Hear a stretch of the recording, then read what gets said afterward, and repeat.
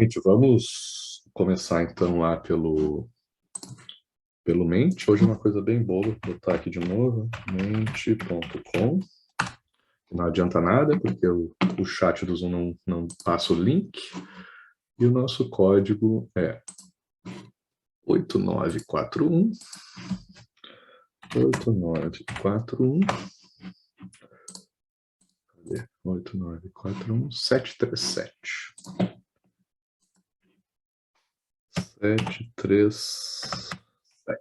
8941 737. Vou compartilhar aqui minha tela com vocês.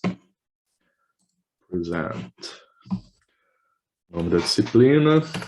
E começa vocês. Eu vou ver se eu acho um jeito melhor, tá? Mas para contar os pontos ali da participação na aula de hoje, só joguem aí os apelidos de vocês. E depois, no final da aula, eu vejo. Tá?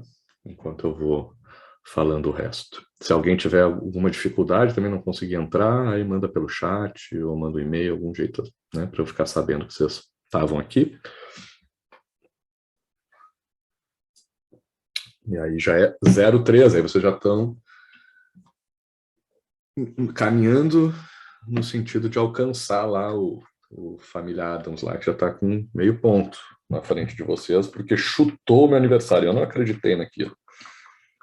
Acho que o cara, sei lá, abriu meu Lattes, alguma coisa assim. Que essa história de que chutou a data do meu aniversário e acertou na mosca, né? Tá estranho, né? Eu assisti o vídeo da Lohane. Professor, Oi. mas Fala, era um chute previsível, porque a nossa primeira aula foi justamente no dia. E ele falou o dia da aula, tudo, não, mas ele que falou você o deu dia da as aula dicas. anterior. O cara falou o dia da É aula porque você anterior. falou que na última aula eu falei várias vezes. Aí ele falou o dia da aula. Não foi isso? Não sei, pode ser, não sei. Ele disse que chutou. Falei, que lógica tu usou aí para chutar o número? Ele falou, chutei. Achei estranho. Se foi um chute aleatório, caraca, joga na Eu, Mega. eu falei para ele, me passa os números da Mega aí. Acertou a idade, não ganhou nada. Também, né, o Bardo? Tu tá nessa, tu tá chorando aí, esse meio ponto ainda. Não vai rolar, velho, não tem. Foi muito mais difícil. Não sei se vocês já viram, eu vou falar um pouco disso hoje. Eu fui em 2019, a última semana da inovação, que é um encontro que a ENAP, Escola Nacional de Administração Pública, faz, né? Com gente do mundo todo e tal.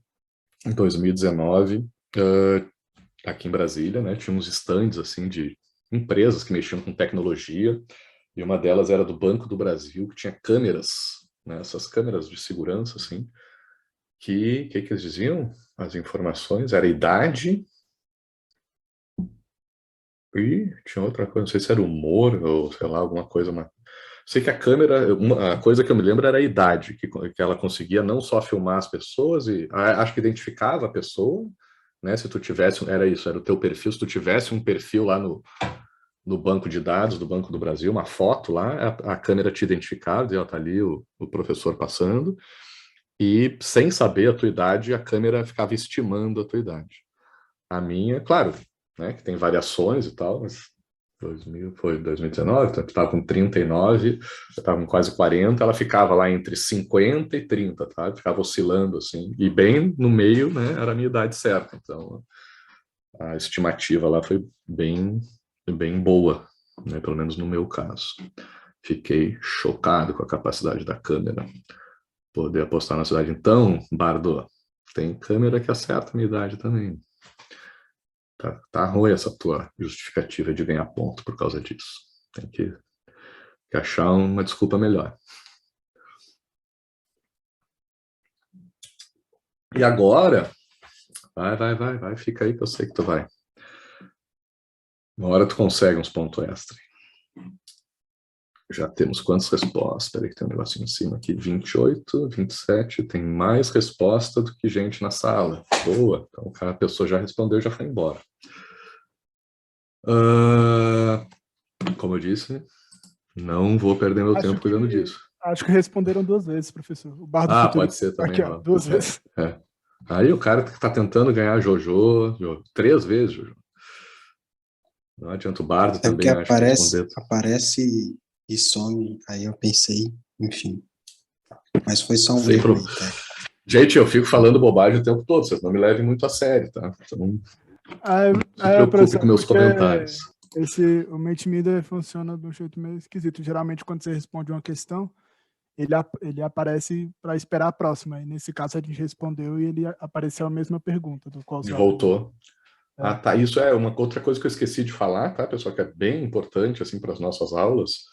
Para quem não conhece o Mentimeter aqui, ele é realmente anônimo, tá? Mesmo agora que vocês botando os apelidos de vocês, eu não tenho como saber, na próxima pergunta, quem está respondendo o quê, tá? Não tem como, pelo menos eu nunca vi como. Pelo que eu saiba, a lógica é essa, é ser anônimo. E eu gosto de usar essa ferramenta por isso, tá? Porque é uma forma de eu conseguir fazer perguntas para vocês me responderem bem tranquilos e tranquilas, né? Sem serem julgados ou julgadas por ninguém.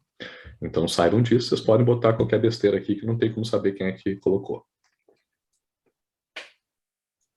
A próxima pergunta, antes que o Jojo mande mais uma vez o apelido dele, eu queria saber se vocês trabalham em qualquer coisa, pode estágio conta, tá? Se vocês têm alguma atividade considerada trabalho. Ou se você só estuda.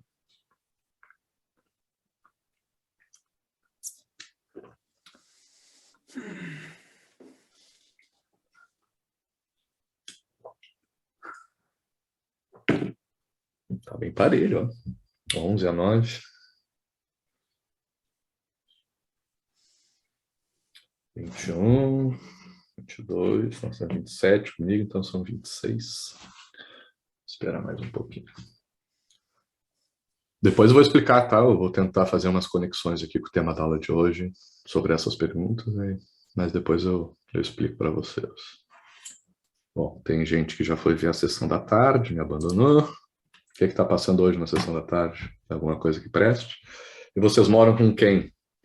Com os parentes, seja mãe, pai, vó, avô, tio, não sei o quê. Amigos, aí também bota conhecidos, né? Ou, sei lá, se morar em Esposa é república. parente, professor? Ou é... Esposa é parente, né? Ou parente. Não, ou você, porque você estava pensando em outra fácil. coisa, por isso que eu estou perguntando. Não, deixa o esposo, bota sozinho. Você já respondeu o parente? Não, ainda não, mas eu estava colocando, então... Tá, não, bota sozinho, porque a minha ideia é saber quem é que ainda mora com os pais, ou com os avós, ou com os tios. Dos 20 que colocaram parente ali, tem alguém que já saiu de casa e mora, sei lá, com o irmão, com o esposo, com a esposa, com o namorado, com a namorada, e considerou parente. Deixa eu ver aqui só para ver se... Tem opção cônjuge, porque eu aprendi, 6 anos eu fiz de direito, eu aprendi a falar cônjuge, não preciso disso. O que é Procurando Nemo, Jade? Ah, dá sim, pode mudar. Não, é que tá passando a sessão da tarde hoje. Ah, procurando. Putz, sério? Eu tava querendo mostrar pro meu filho, Procurando Nemo. Falei pra minha mãe ontem, que eu queria mostrar porque eu fui pra praia, ficou doido com os peixinhos.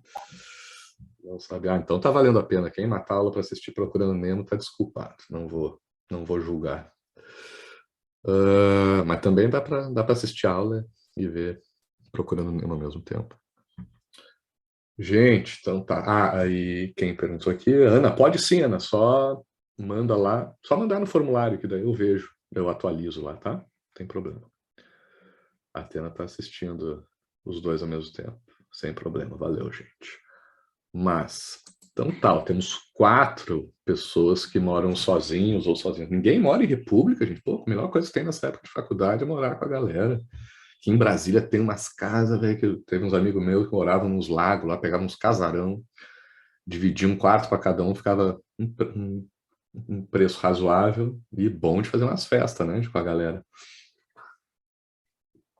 Outra dica para vocês aí, falei das viagens, né, da outra vez, assim que vocês tiverem oportunidade financeira, o irmão caçula está assistindo, sei, Tena, que é o irmão caçula que está assistindo, sei. Sim, que vocês puderem, gente, saiam de casa. Vão morar, saiam da casa dos pais, dos avós, né? E vão se virar aí, porque é aí que a vida começa. Quando a gente vai morar sozinho, a gente tem que recolher o lixo, lavar a louça. Pode dormir a hora que quiser, acordar a hora que quiser. Só no EAD, todo mundo que morava em República voltou para a cidade natal. Ah, é verdade, né? Porque daí não precisa ficar aqui. Pois é, então vamos ver se... Imagina o Sim. inferno que seria uma república no meio do EAD. Todo mundo. Cada um... eu tinha pensado nisso no começo, né? No meio da pandemia, né? Eu acho também. O cara, cada um adotando um estilo de vida, saindo, se cuidando ou não se cuidando. Tendo que... Eu morei em república aqui em Brasília. Foi bem legal.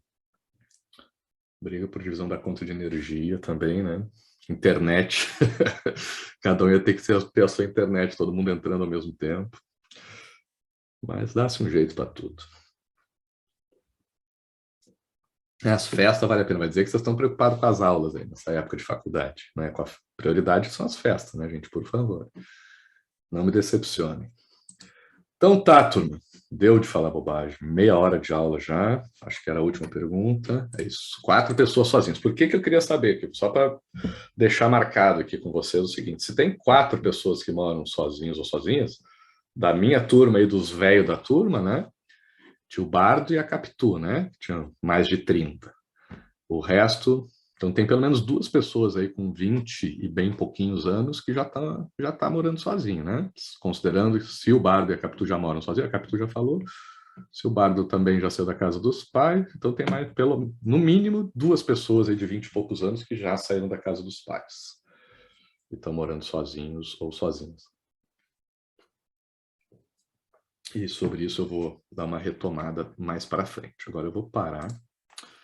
Hoje eu até tinha feito, talvez no final da aula eu bote uns slides para vocês, tá? Mas não é garantido, talvez não. Porque só tinha um para apresentar e tinha 2 nomes para falar. Então achei que não valia a pena. Vou ficar com essa minha cara aqui aparecendo para vocês. Gente, nossa aula, deixa eu abrir nosso plano de ensino para eu só fazer esse nexo aqui inicial com vocês. 2020 programas.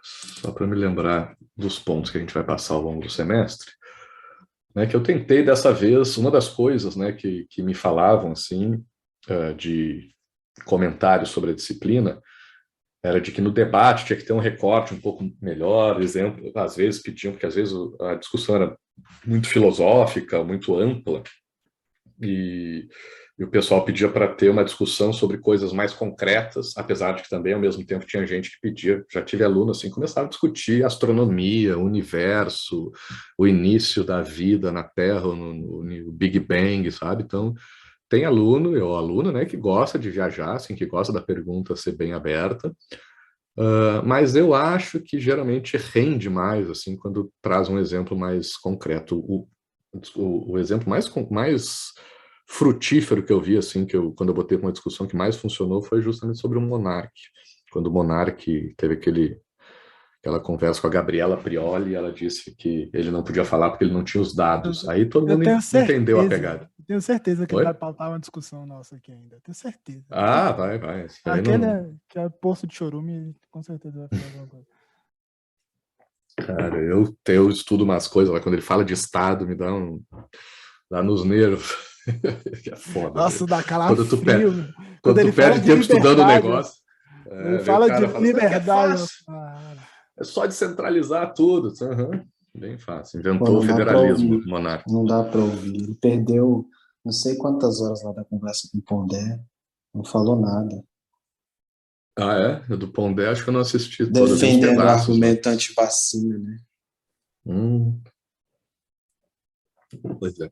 Mas às vezes eu não, sinceramente, eu não gosto. O cara entrevistou um colega meu de colégio que eu tenho nojo. Ele adorou uns caras do Bitcoin, meio anarcocapitalista. Aí eu já peguei raiva antes de conhecer esses caras aí.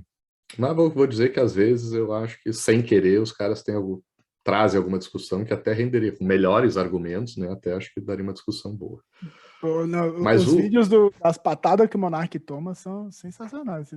Rendem argumentos demais. Eu recomendo para vocês, que eu sou muito fã, não sei se é bairrismo meu, dos gaúchos, ou se é porque o cara é gremista também, mas o Peninha, Eduardo Bueno, que é um jornalista gaúcho. Sensacional. E escreve livro. Puto, o cara deu um baile, o cara humilhou os caras. Vocês são uns bosta, vocês ficam aqui, vocês não têm conteúdo. Ele é daquele jeito mesmo. O Peninha é daquele modelo mesmo, mas do jeito que ele falou com os caras do Flow foi de lavar a alma, assim.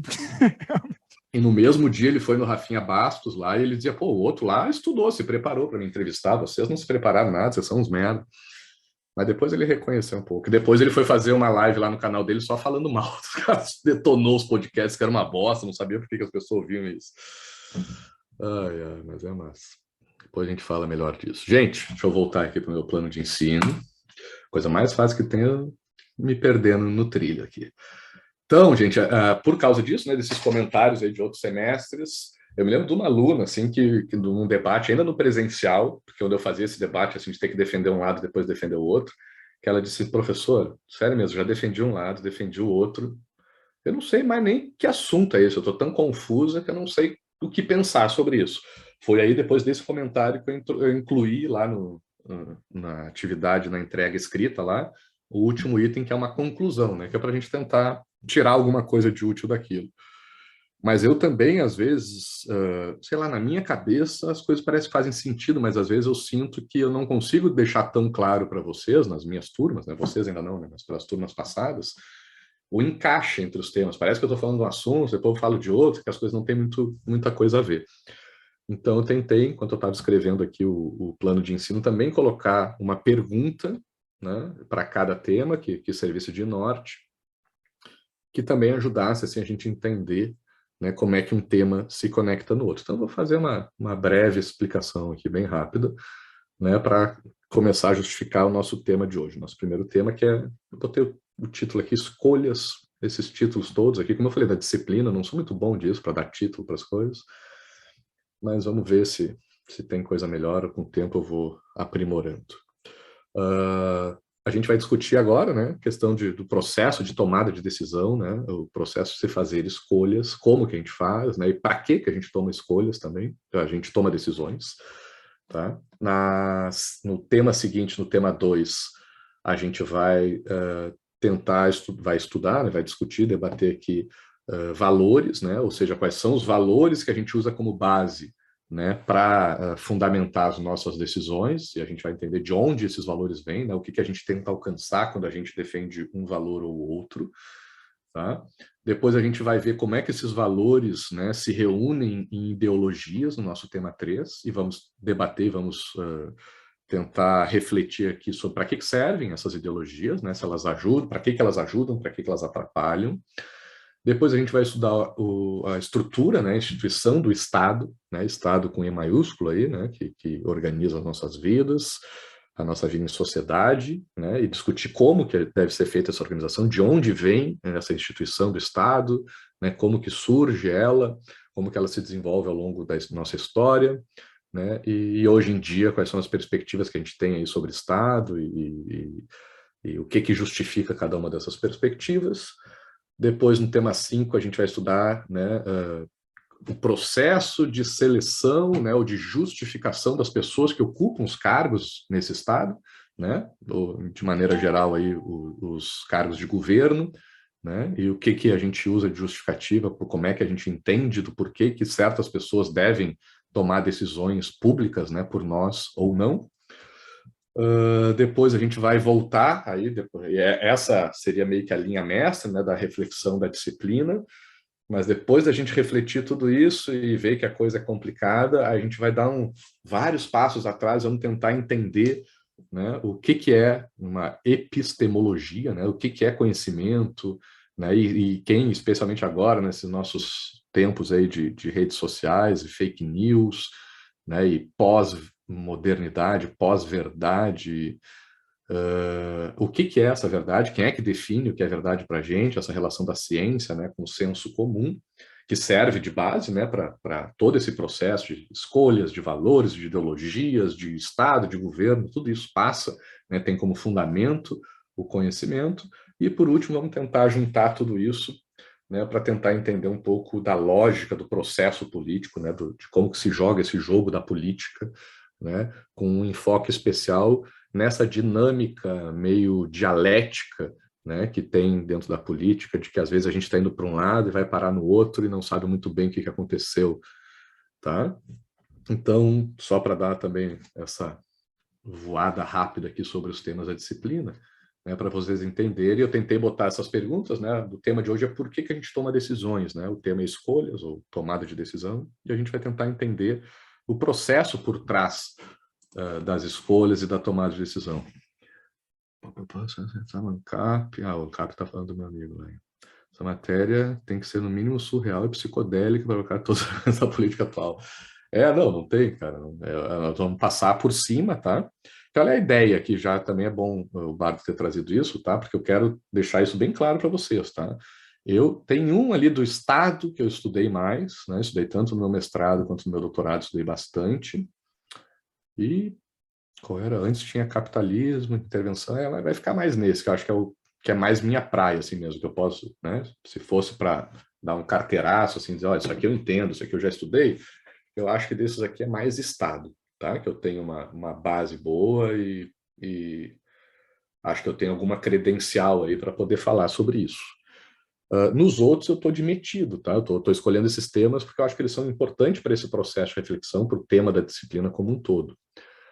Então, fiquem super à vontade, porque vocês, a grande maioria aqui é de ciência política, ou gestão de políticas públicas, ou ciências sociais, eu acho, se eu não me engano. Então, todos vocês, desses 3 cursos, né, e todas vocês, têm professores que sabem muito mais do que eu para esses outros temas, né? Ideologia, governo, sei lá, política, né, os valores, tudo isso, até o de agora, tomada de decisão também.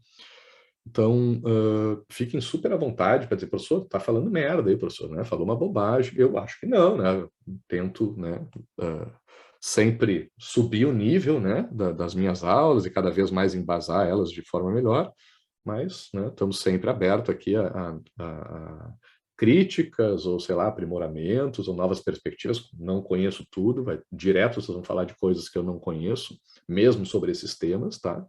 Então, é super horizontal aqui a nossa relação, tá? Eu estou dando a aula porque tem que ter um professor aqui. Mas, como eu disse, eu aprendo, acho que mais do que vocês aí, né? Se for analisar individualmente, com essas aulas. E, então, sei lá, vocês estão tendo, ou já tiveram uma disciplina onde um professor falou de alguma coisa, né? Que diz o que eu estou dizendo, que é uma perspectiva que eu não estou trazendo aqui. Eu espero, inclusive, tá? É um dos objetivos da disciplina que vocês me ajudem a construir esse debate de forma mais aprofundada, né, e mais embasada.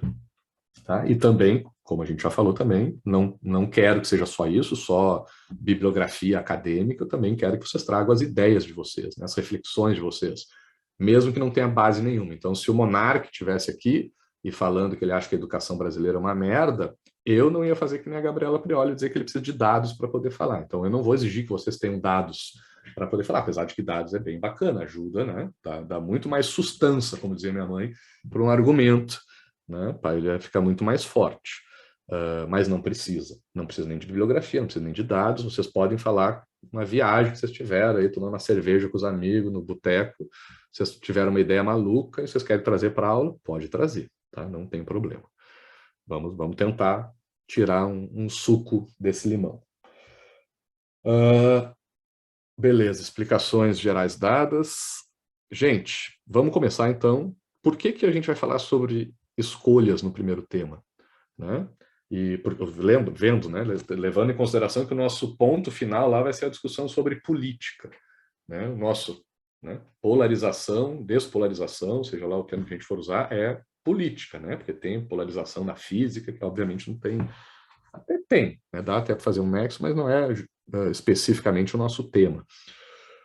Então a gente está falando sobre política, né? Que vamos terminar o semestre falando sobre política, né? Que escolhas ou tomadas de decisão tem a ver com política, né? Tudo, né? Basicamente, a gente pode chamar ou de que é objeto, tem, né? Quando eu fui montar minhas primeiras aulas aqui de introdução à ciência política, na outra universidade que eu dou aula, peguei uns manuais aqui de ciência política, e geralmente eles falam isso, né? A política tem 2 perspectivas, uma que acha que a política deve estudar só o Estado, né? As estruturas do Estado, não sei o quê, e outra que vê a política como as relações de poder, né? O estudo das relações de poder, não precisa ser só dentro do Estado. Então, qualquer relação de poder dentro da sociedade pode ser objeto da ciência política.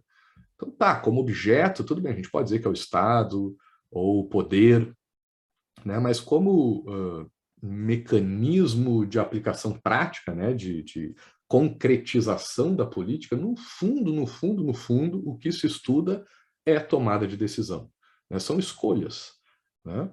Pô, quem estuda gestão de políticas públicas, então espero que eu esteja chovendo no molhado aqui, porque é óbvio, né, que gestão de políticas públicas é o estudo sobre tomadas de decisões, né, sobre assuntos públicos, né? A gente precisa tomar decisões, geralmente decisões difíceis, com recursos escassos e interesses diversos, contraditórios, né? E alguém precisa tomar essa decisão que nunca agrada a todos. Então, basicamente... Eu ia dar um oi pro pessoal lá. Oi, pessoal. Minha avó não cuidou direito de mim aqui. Manda um beijo, pessoal. Mandou. Tchau. Agora vai lá com a avó. Um invasor aqui. Tá pelado. Que fofo. Tá fofa porque não tá com vocês aí, na peste. Mas então a gente tem que tomar decisões, né, pessoal? Tomada de decisão, né? O que é isso, velho? Como é que a gente toma... Quer dizer, e fora disso, se a gente for estudar o Estado também, o Estado, né, é a instituição, né, com todas as suas dimensões aí, que também vai colocar em prática, vai organizar. Vó, te organiza? Vó tá tomando um baile aqui pro neto. Deixa eu fechar.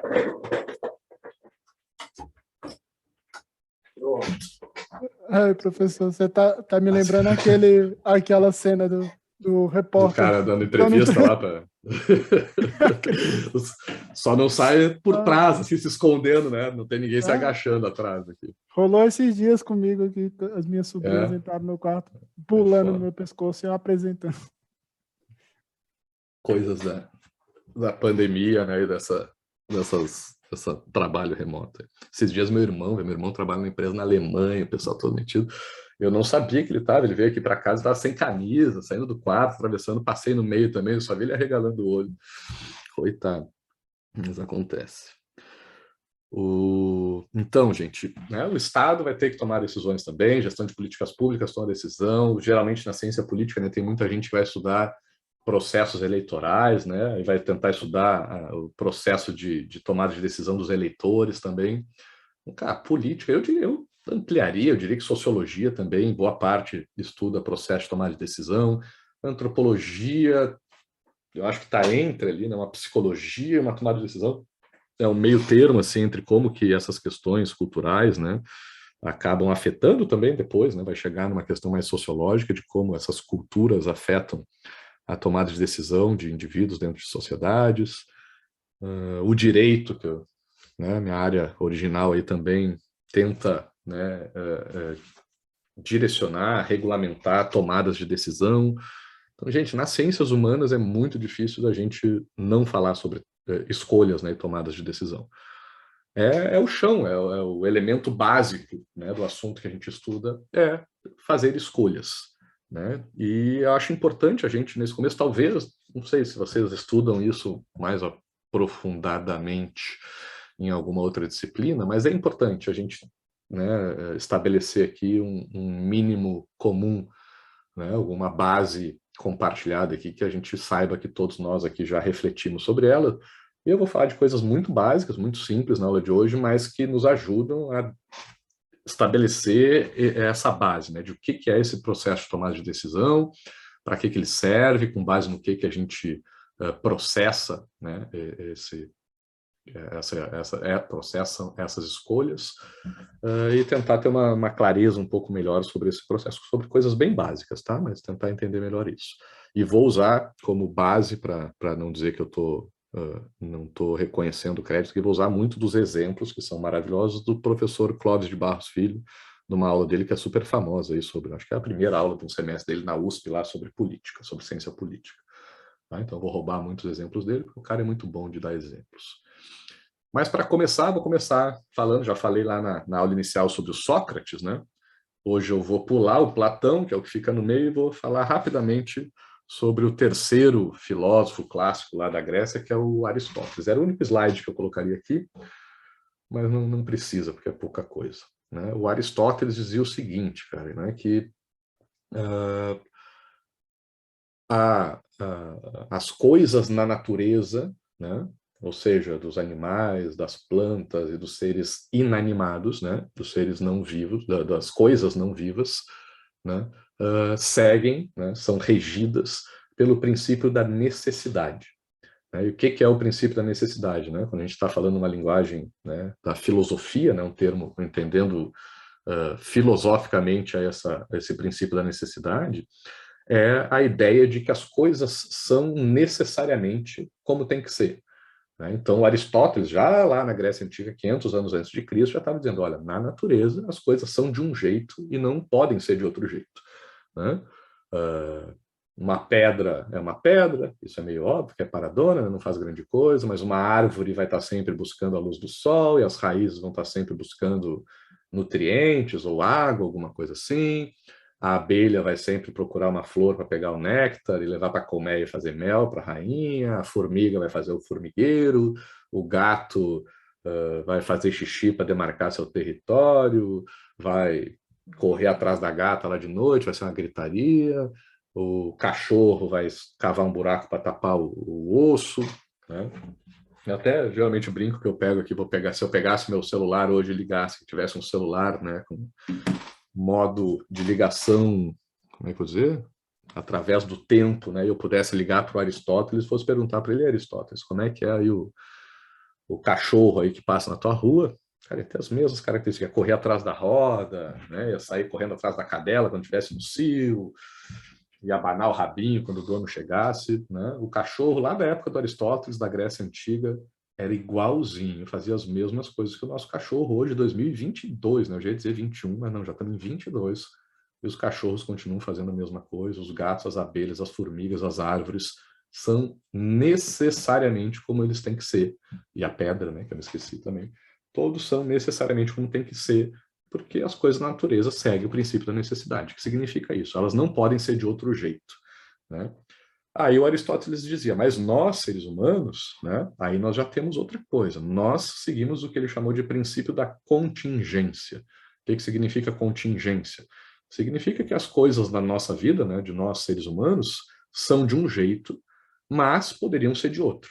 Né? Elas não são necessariamente como tem que ser, que nem de um cachorro, de um gato, né, ou de uma árvore. A gente vive de um jeito, mas pode viver de outro. Né? Então, se eu perguntasse para o Aristóteles, né, que tu come? Né? Aí, como é que é teu almoço?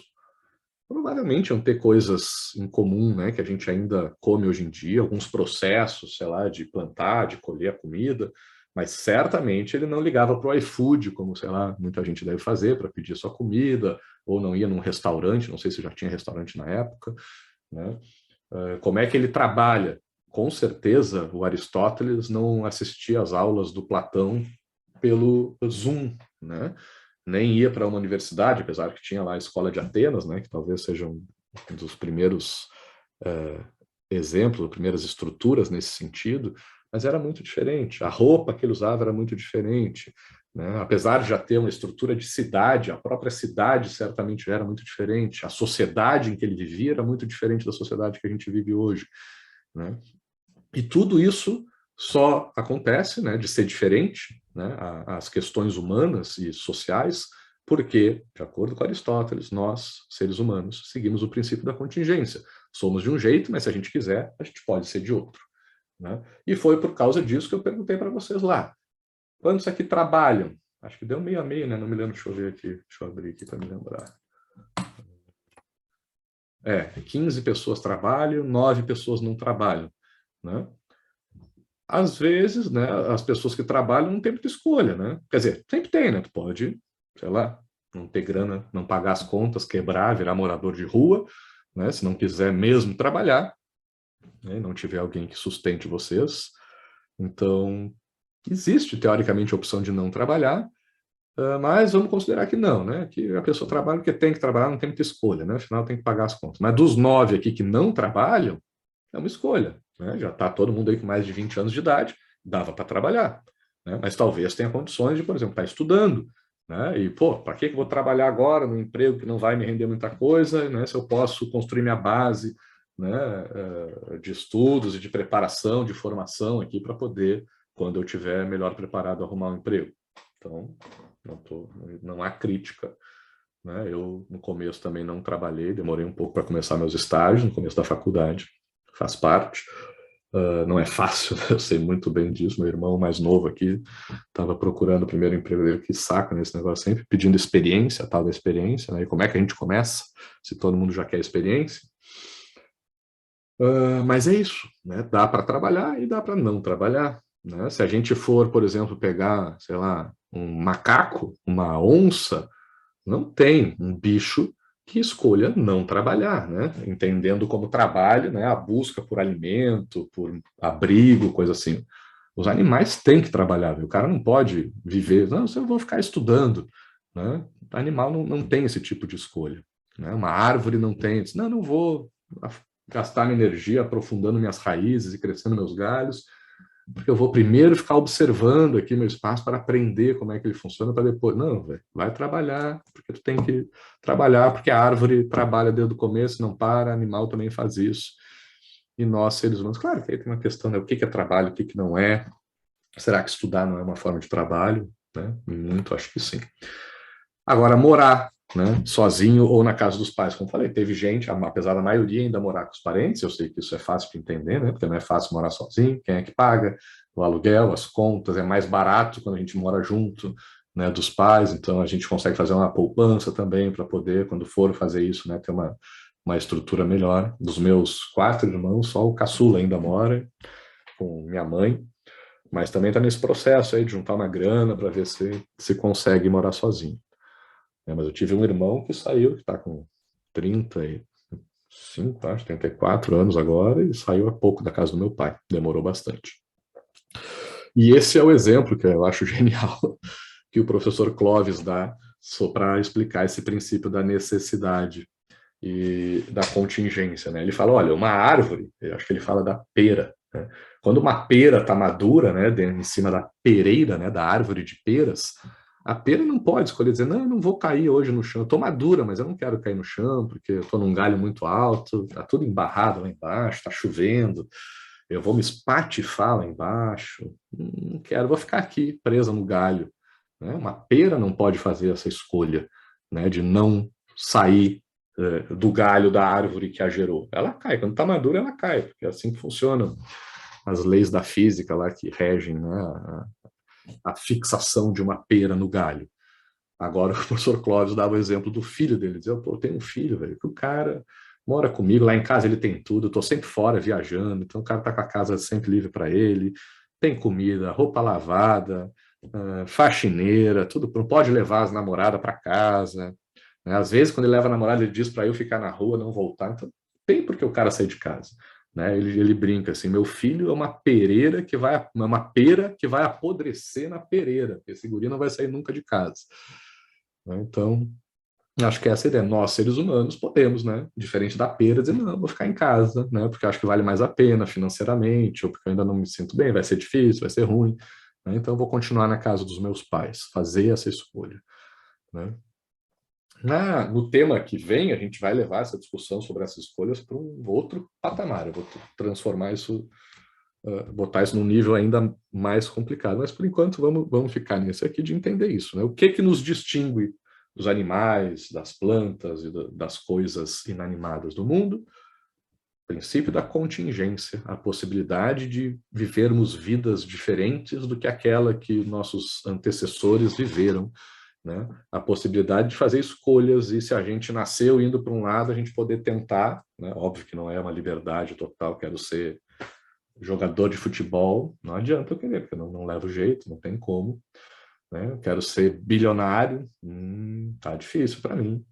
Né? Não adianta só querer, tem que também ser algo, né, acessível, né, ao local de onde a gente parte, né, as condições que a gente tem, a estrutura dentro da qual a gente vive.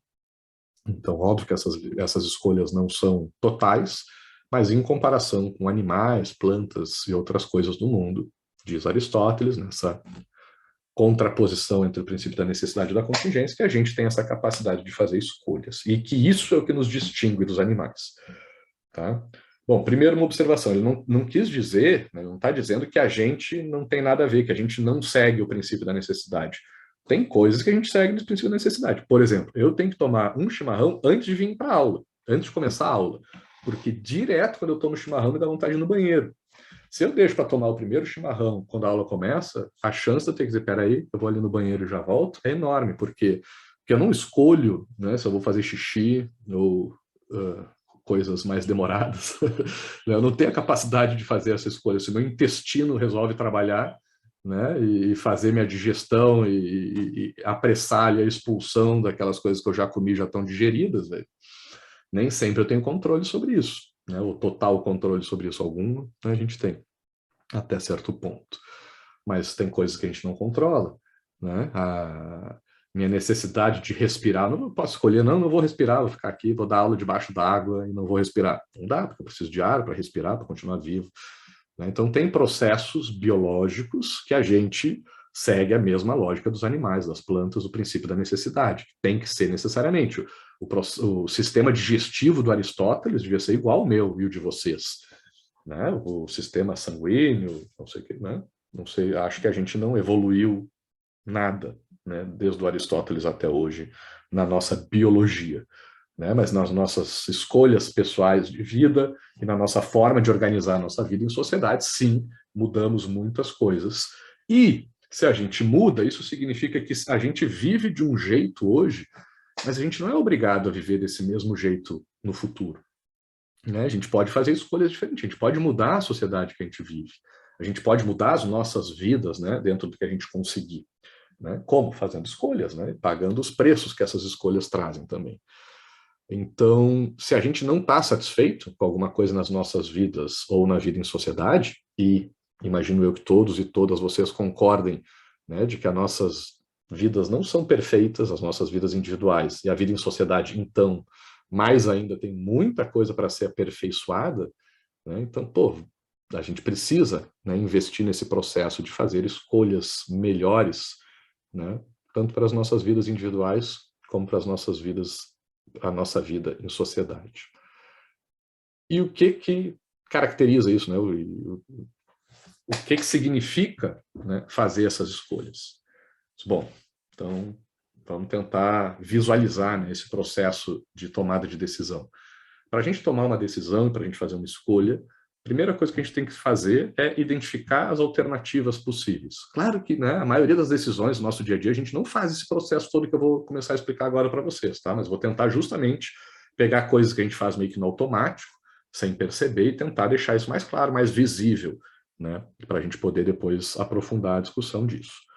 Então, o que é esse processo de fazer escolhas? Né? Mesmo que seja inconsciente, né, ou com muito pouca consciência, ou com muita limitação, sem entender todas as possibilidades que aparecem, mas o primeiro passo seria esse, identificar as escolhas possíveis. Né? Então, agora eu posso continuar dando essa aula aqui para vocês, ou posso dar de louco e dizer, pessoal, acho que está faltando luz aqui, desligar e ir lá ficar com meus irmãos que vão viajar agora, 6 horas, né? E com meu filho, sei lá, que estava aqui abrindo a porta, dizer, azar de vocês, vou lá curtir um pouco eles. Não preciso, tá? Porque eu estou indo para Porto Alegre, vou ficar com eles, então não se sintam culpados. Eles vão embora, mas amanhã eu já vou. Quarta-feira eu vou dar aula para vocês lá de Porto Alegre. Então, eu poderia dizer, não, cara, comi pouco no almoço e vou fazer um lanche, vou inventar uma desculpa aqui para os caras e vou lá fazer um sanduíche para mim porque eu estou com fome. Eu não, vou sair para dar uma volta, porque o dia está bonito, vou lá no lago, né, curtir essa tarde, boa, que está quente pra caramba hoje, vou ficar lá, que aqui no meu escritório não tem ar-condicionado, está muito quente. Eu posso, eu boto, né, dizer, ir para o lago, comer um lanche, ficar com meus irmãos, continuar dando aula, beleza, eu tenho algumas escolhas aqui para fazer. Tá tomada a decisão, né, foi feita a escolha que eu tinha que fazer nesse processo? Ainda não, só sei algumas alternativas que eu tenho, porque na verdade essas alternativas são praticamente infinitas, né? A gente pode viajar ao infinito do que a gente pode fazer em cada situação. Inclusive, tem um filme que eu vou falar muito para vocês, chamado Vanilla Sky. Não sei se vocês já viram, é bem antigo, com Tom Cruise, a Penélope Cruz e uma outra loira lá que eu não me lembro o nome. É muito bom, é genial. Recomendo muito. Tipo Matrix, assim, uma viagem bem doida, bem viajandão o filme, onde tem a Penélope Cruz. O Bardo já viu. a Penélope Cruz diz direto lá pro Tom... Penélope Cruz, Tom Cruise, que diz para ele assim, olha, cada segundo na vida é uma oportunidade que a gente tem de chutar a mesa, assim, de virar a mesa, fazer tudo diferente na nossa vida, né? Então, tá dentro dessa lógica de fazer escolhas, né? A versão original é mais maneira, espanhol, não conhecia. Depois me manda isso tudo. Tem um filme em espanhol, né? Eu acho que alguém já tinha me dito disso. Mas é um filme, assim, pra mim, eu acho que eu botei nos meus top 10 da vida, assim, esse Vanilla Sky. Eu gosto de filme viajandão, assim. Vale a pena mesmo, o filme é muito bom. Professor, só um off-topic aqui, então. Já viu Tá. Matrix 4? Não, velho, já tô decepcionado. Eu nem vi, mas já tô decepcionado, né? Eu tava com uma expectativa enorme. Meu irmão já viu, já li umas resenhas aí, disse que é uma bosta. Achei complicado, não sei opinar, vou ter que ver aquele negócio umas 3 vezes, mas eu até entendo a Alana, sim, mas enfim. É uma fraude, né? Desde o 2 ainda passa, né? Porque ainda tinha um resquício de alguma coisa interessante para se falar, mas é que o 1 foi muito bom. Virou tiroteio legal, assim, coisa. Não. Virou um espetáculo visual. O 1 é o histórico. Um é né? fechadinho, um é perfeito. Não. Vamos falar de algumas coisas disso. Ontem eu estava conversando com meu irmão e tem um pouco a ver aí também. Eu vou tentar fazer algumas pontes aí nessas nossas discussões aí dessa nossa aula de hoje e de quarta-feira. Então, já que eu tomar de decisão, né? Então a gente precisa fazer escolhas, né? A gente identifica as alternativas, né? E a Penélope Cruz vai vir nos dizer que a gente pode fazer a escolha que a gente quiser, óbvio, né? De novo, o romantismo do cinema vindo, como eu disse, não é sempre. Efeito borboleta também é bom. Eu acho que o primeiro também, né, do efeito borboleta, porque também vai nessa loja. Efeito borboleta a gente vai falar na aula sobre conhecimento, lá sobre complexidade, teoria do caos e efeito borboleta. Mas também tem isso, né, o efeito, né, que as nossas decisões têm ao longo do tempo, que é basicamente teoria do caos, né, como as pequenas decisões acabam gerando grandes efeitos no longo prazo.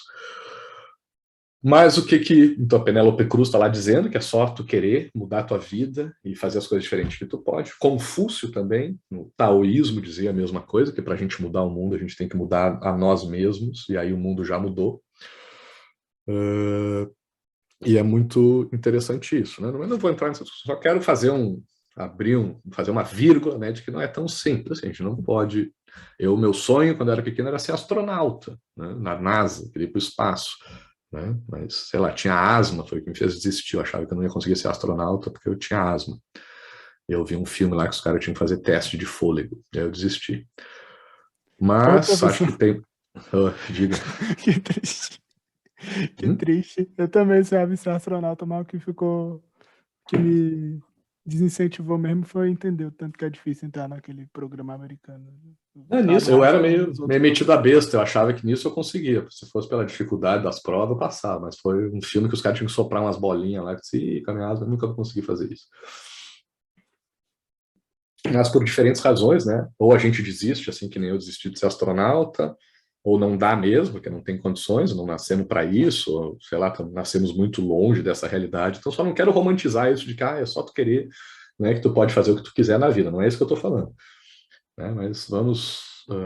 mas sim, acho que a personagem da Penélope Cruz lá tem um fundo de verdade, que a cada segundo é uma oportunidade que a gente tem de mudar totalmente o perfil de escolhas que a gente faz na nossa vida. Né? E se a gente quiser mudar de vida, agora pode fazer isso.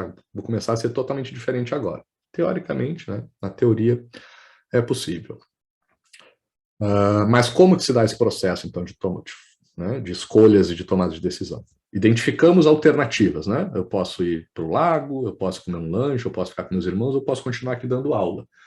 Para eu escolher qual dessas aí eu vou fazer, eu preciso atribuir valor para essas alternativas. Né? Eu preciso dizer, olha, né, ir para o lago é bom, mas sei lá, dura pouco, eu vou lá até eu levantar aqui, não sei o sol já vai estar se pondo, eu vou poder curtir pouco, né?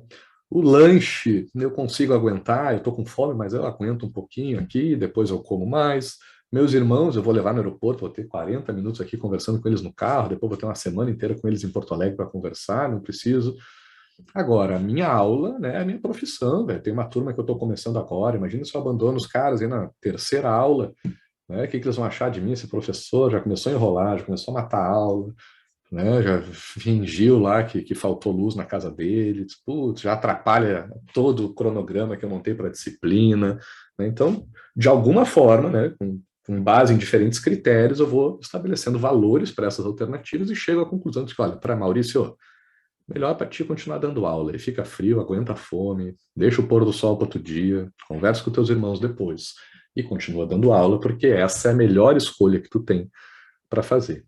Então, basicamente, o processo de tomada de decisão inclui essas duas etapas: identificar as alternativas e identificar a alternativa de maior valor, né? Aquela que a gente acha que é a melhor para a gente.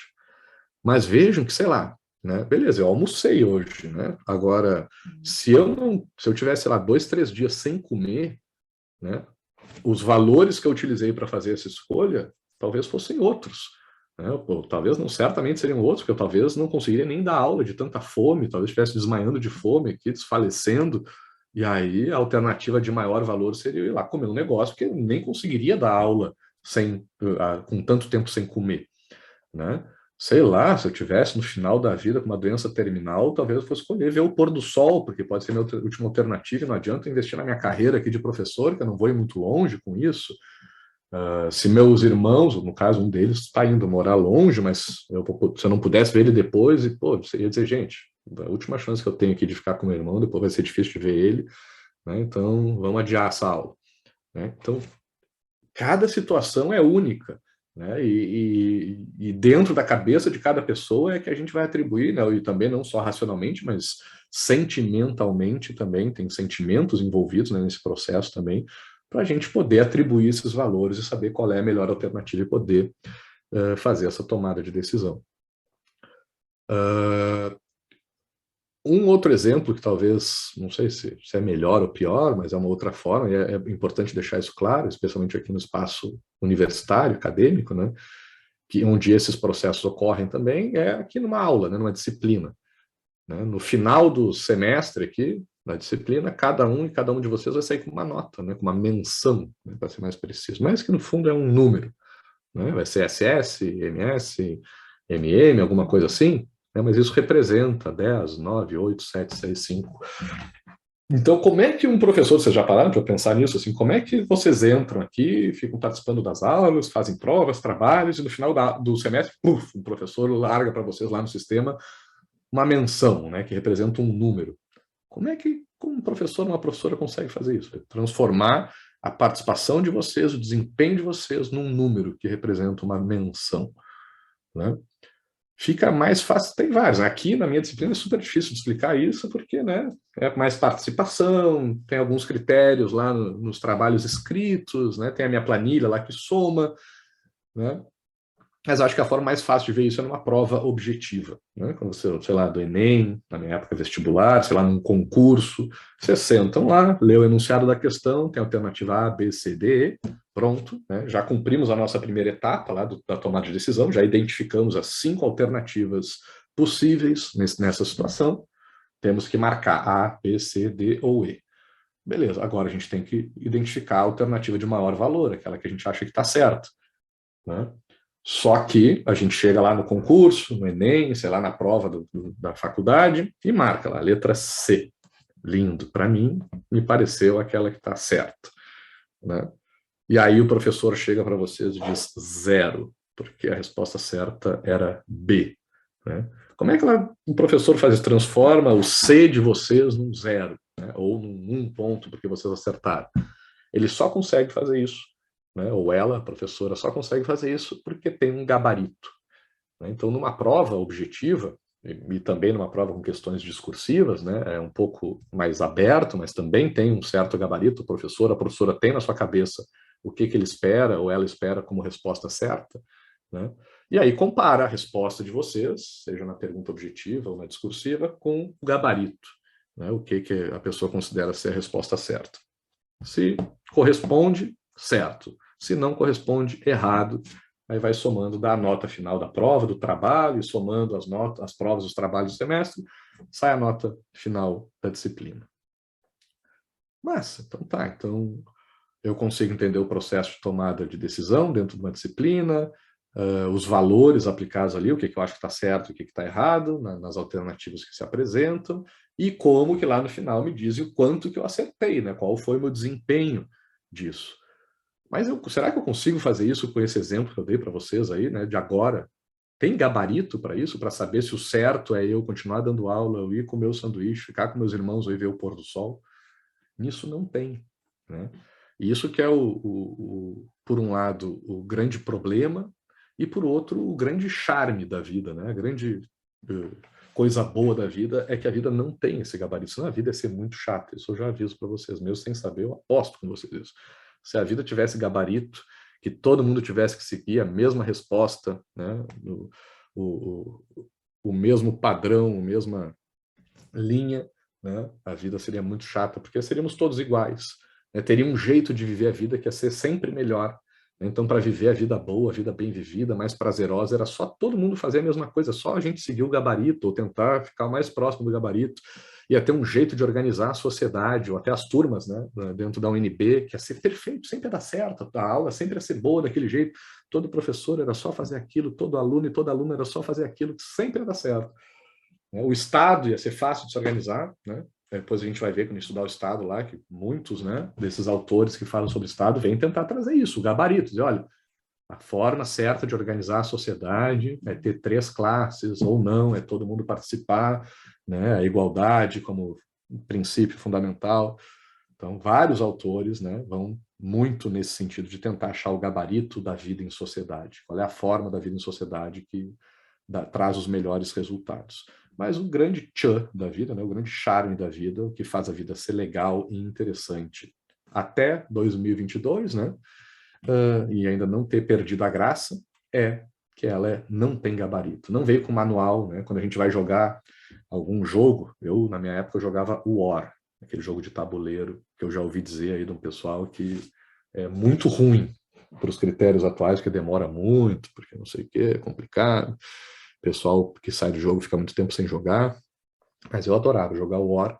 E no começo do jogo, não sei se vocês conhecem, tu tira um cartãozinho lá que tu escolhe o teu objetivo no jogo. O teu objetivo é conquistar a América do Sul, a Oceania e mais um continente à sua escolha. Ou o seu objetivo é eliminar o Exército Verde. Pronto, eu já sei. Para ganhar o jogo é eliminando o Exército Verde que eu ganho o jogo. Se eu eliminar o Exército Verde, show de bola, ganhei. Se eu não fizer isso, perdi. Ou ainda não ganhei.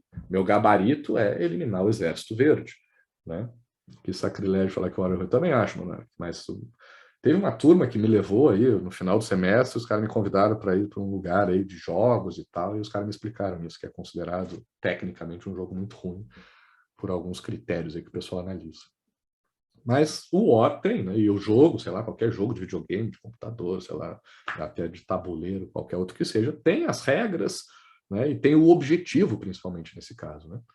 E na vida não tem isso, né? Tem gente que, né, no âmbito da fé, da espiritualidade, que acredita que tem os mandamentos, né, algumas regras e alguns objetivos a serem seguidos, mas, né, falando aqui no âmbito acadêmico, né, a gente não tem esse manual, a gente não tem esse gabarito, né, a gente não tem esse objetivo. Qual é o objetivo da vida? Né? Alguém pode dizer que é ser feliz, né? Mas como é que a gente é feliz? É complicado. Então, esse é o grande tchan da vida. E essa é a grande complexidade, que a gente vai estudar mais lá para o final do semestre, os detalhes do que é complexidade, o que isso acarreta na nossa vida. Mas é importante a gente entender esse básico agora no começo, de que um processo de tomada de decisão, a gente precisa identificar as alternativas, né? A gente precisa fazer uma escolha atribuindo valor a elas. Para fazer essa atribuição de valor, a gente não tem gabarito. A gente não sai, não sei, como eu disse, né? Agora eu acho que é continuar dando aula. Mas se eu estivesse morrendo de fome, acho o gabarito, que não existe, né? Mas eu apostaria que o gabarito seria comer antes que eu desmaiasse no meio da aula, né? Então, a gente é que tem que ir meio que chutando, né, qual é a resposta certa e tomando as decisões sem essa referência, que em outros espaços a gente tem de forma mais clara, o que torna a nossa vida mais difícil, essas decisões mais difíceis. E isso estou falando de decisões individuais, né? Quando a gente leva isso para o âmbito coletivo e para os espaços públicos, aí o bicho pega, né? Porque é exponencial a complexidade, né? Se para tomar uma decisão individual é difícil, tomar uma decisão que vai afetar várias pessoas fica mais complicado ainda e continua não tendo gabarito. Continua, não tem ninguém, aposto para vocês que ninguém, nenhum autor de nenhuma área das ciências sociais achou uma resposta definitiva, achou um gabarito para sua área e que não vai mudar nada, né? Mas também aposto que nas ciências sociais vocês vão achar, né, respostas com uma probabilidade maior de chegarem nos resultados que vocês querem, né? Isso a gente vai discutir naquele tema sobre ciência também. Não é 100% garantido, mas a chance de acerto é muito maior do que na opinião, no leigo, no senso comum. Mas não tem gabarito. Isso é importante a gente saber desde o começo. E além disso, de não ter resposta certa, de ser sempre uma aposta nossa,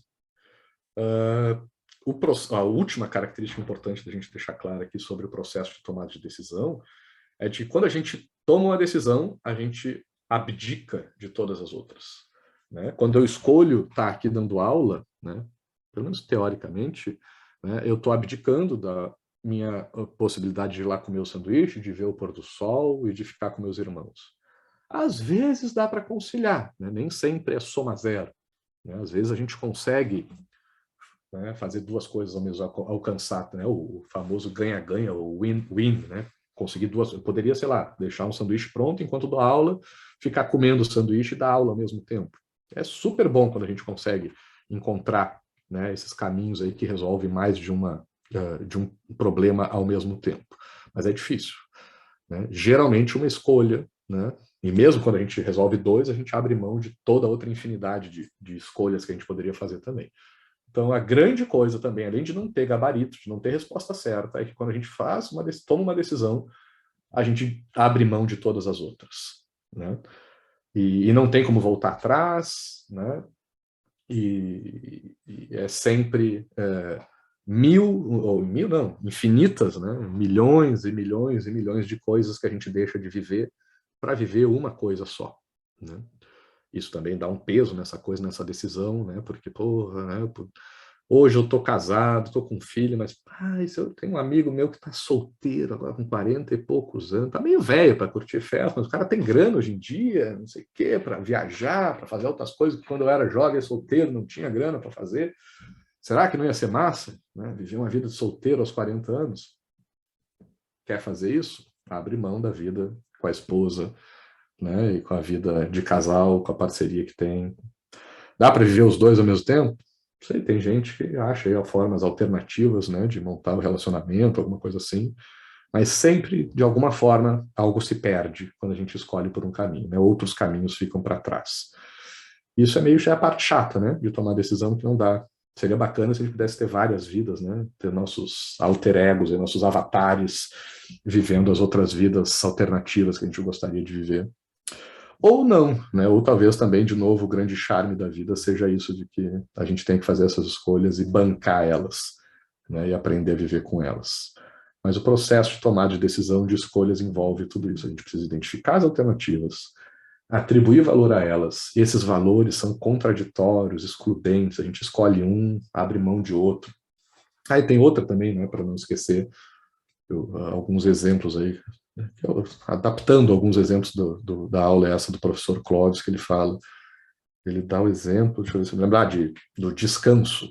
Pô, descansar é bom, né, gente? Não é bom ter final de semana para ficar na cama até mais tarde, para poder descansar, ficar no sofá, trabalhar todo dia é ruim, né?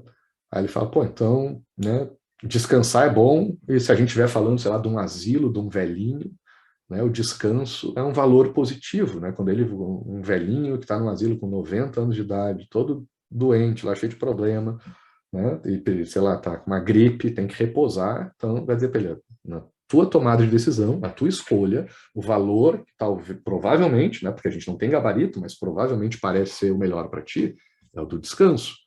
Quando tu, velhinho, olhar assim, eu quero ir para a rua, passear, meus amigos velhinhos, né? Ou fico aqui na cama descansando porque eu estou doente, preciso me recuperar.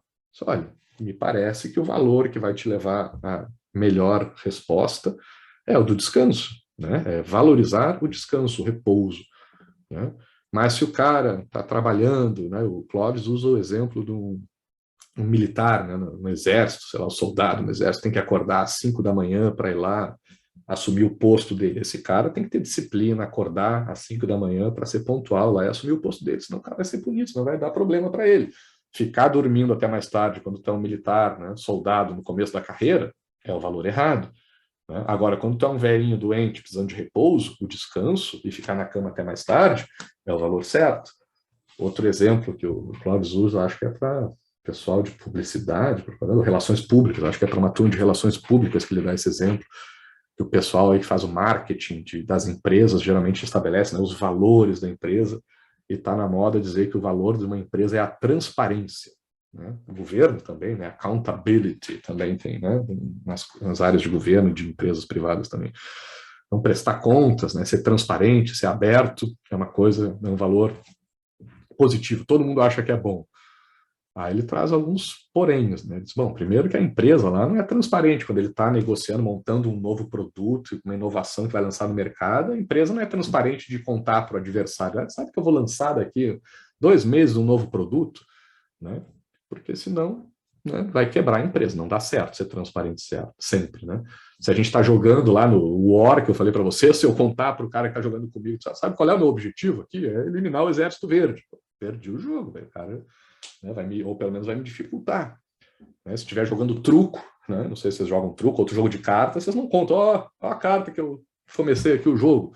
Isso é ser transparente, mas fode o jogo, acaba com a graça do jogo. Né?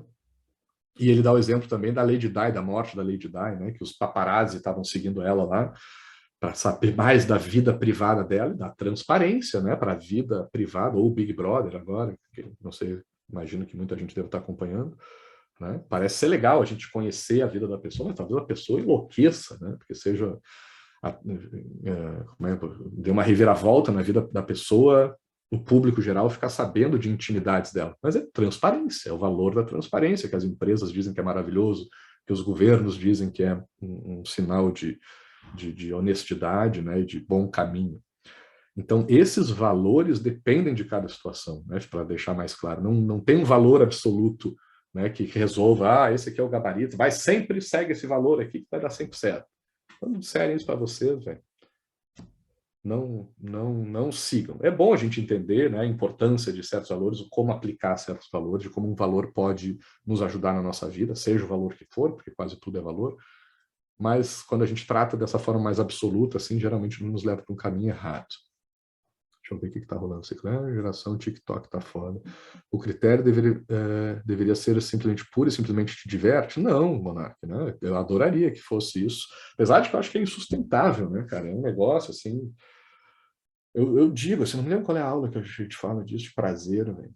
Que, cara, se eu pudesse escolher, né? Se fosse uma coisa livre, assim, eu escolher uma vida de orgasmo, sabe? De comer chocolate o tempo todo, de estar sempre na praia, né, de estar, sei lá, num harém, né, ter tudo, e eu ia morrer, velho, eu ia morrer muito rapidamente se o Deus ou o mundo me desse tudo que eu quero sempre, véio, porque eu ia ter uma overdose de prazer e não ia durar muito tempo. Então, se divertir... Eu digo, porque você falou que você sentou e as pessoas falaram que existem critérios objetivos para falar que o jogo é ruim e tal, eu falo, velho, para mim, pelo menos o critério para definir o gosto de um jogo, que é um jogo puro e simplesmente com o objetivo de divertir as pessoas que estão jogando, deveria ser se ele te diverte ou não. Tipo, a amarelinha para mim é um saco, mas é porque eu não vejo graça em ficar pulando uma perna só, como talvez pessoas crianças vejam, mas eu não acho um jogo ruim, não é uma merda de jogo, eu não analiso isso de uma forma fria, porque eu simplesmente entendo que pode não ser apropriado para mim, ou eu não observo isso dessa forma. Eu acho que colocar critério objetivo para definir um jogo dessa forma, ser ruim ou não, e não só porque eu gosto. Entendi do jogo. Sim. Eu acho um pouco... Entendi. Do War, né, ali ainda. Acho muito bobo. Eu acho que tem a ver com essa que eu estava falando ali, né, do critério, de qual é o gabarito da vida, né, ser feliz, né, ou sei lá, o jogo, né, o que faz um jogo ser bom, é tu se divertir. Mas é meio abstrato, assim, né? Também, o que faz um jogo ser divertido, às vezes, é ter uns perrengues no jogo, o jogo ser difícil, né? O que faz tu ser feliz na vida é tu também saber que tu ralou, né? Que tu batalhou para alcançar algumas coisas. Então, isso a gente vai construindo aqui ao longo do semestre. Lá na última aula, lá, quando a gente falar de do que é a lógica dinâmica ali, contra o estático, vocês vão ver isso que a gente precisa, né? E outro ensinamento do filme, esse Vanilla Sky, né? O mel nunca é tão doce sem o fel, né? A vida nunca é tão boa para quem não passa dificuldade, para quem tem tudo de mão beijada, ganha tudo pronto. A vida não tem a mesma graça, né? Eu sei que parece, né? A gente inveja a vida, né?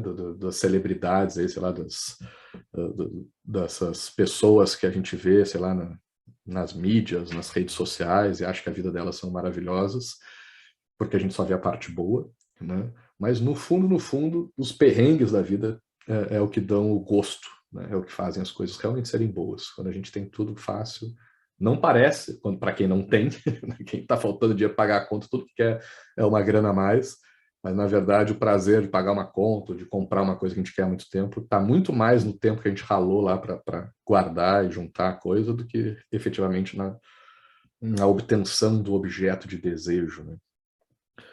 E deixa eu ver que mais, conceito de vida privada é coisa de outra geração, professor, também, né? Isso aí é outra que eu vou tentar no tema que vem falar um pouco, que foi meu TCC lá no direito público e privado. É diferente hoje em dia, né? Tem essa coisa da...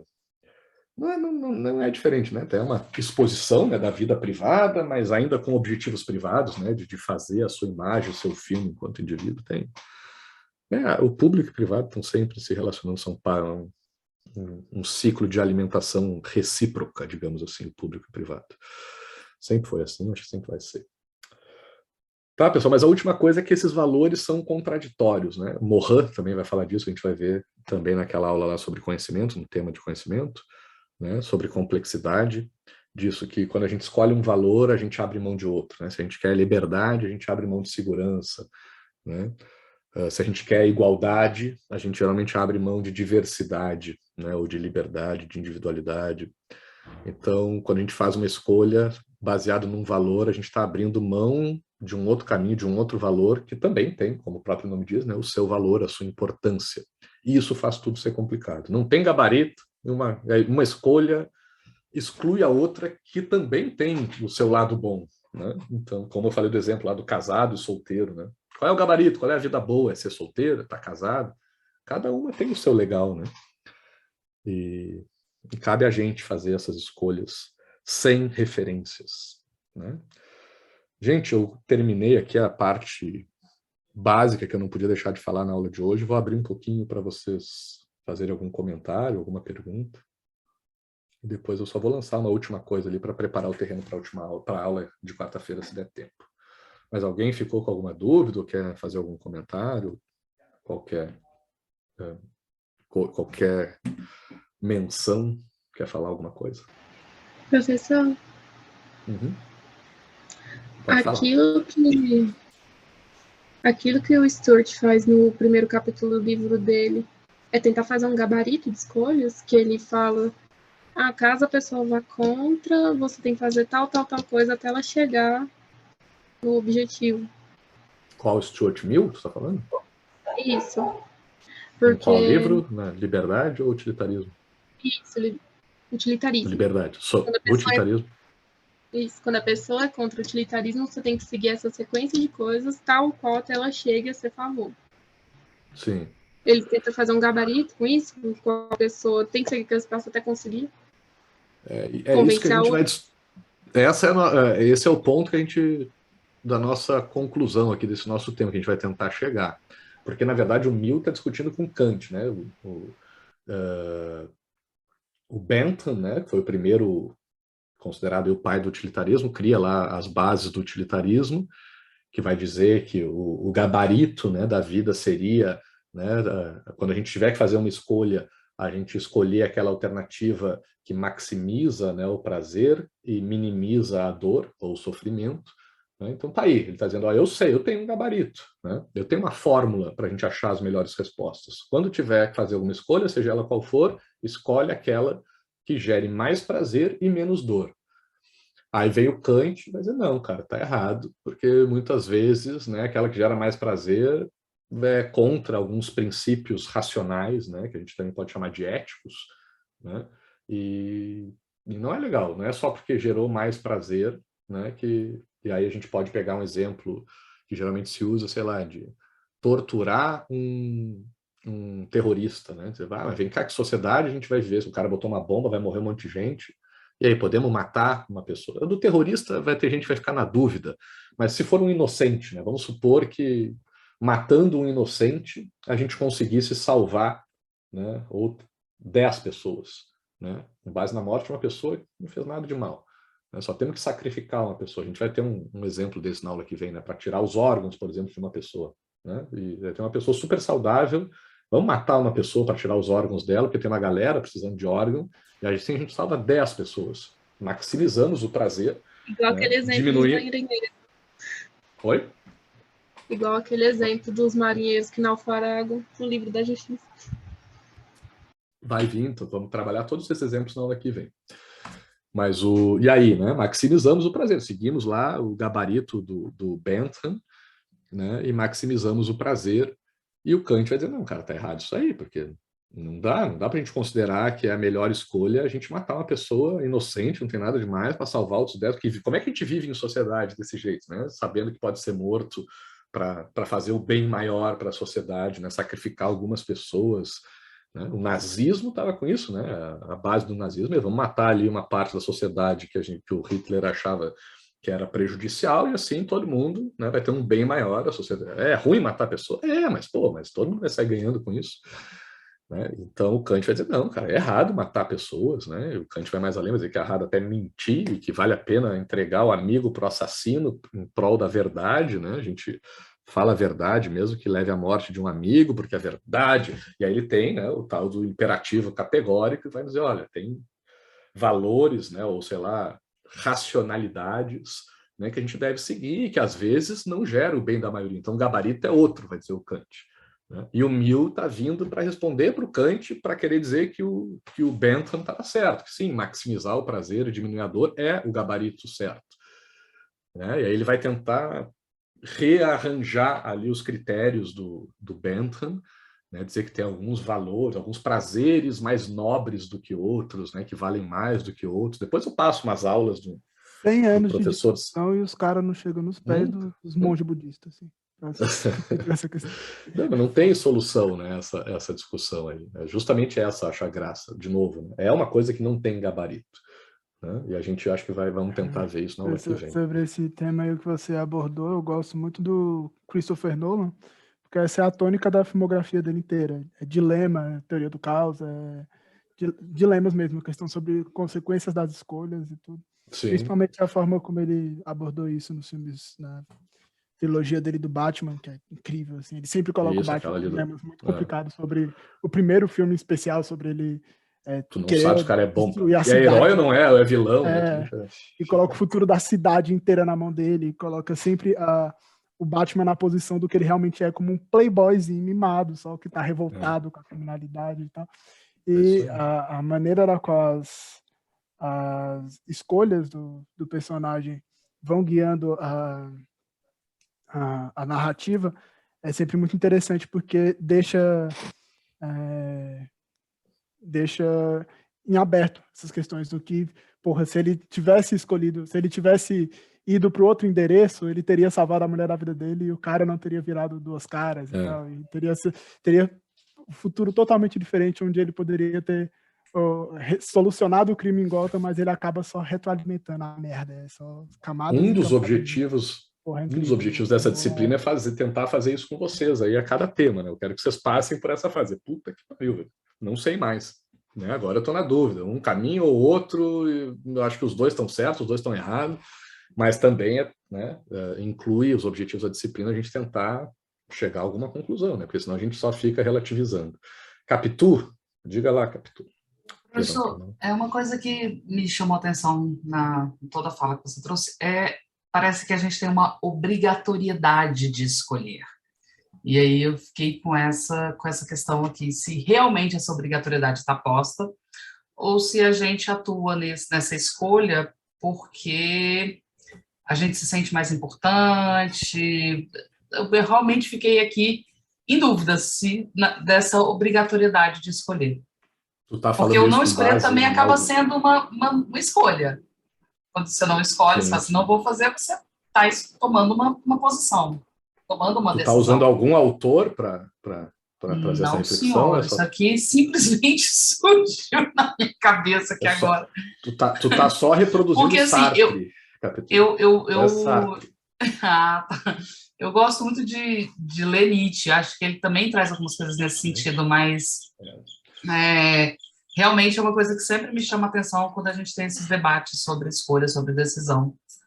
Porque... O Nietzsche vai mais o Nietzsche tem mais a ver com que a gente não faz escolhas, né? Que essas escolhas são ilusões, né? Que a gente acha que faz escolhas, mas no fundo não faz. Agora o Sartre vai dizer exatamente o que tu disse, né?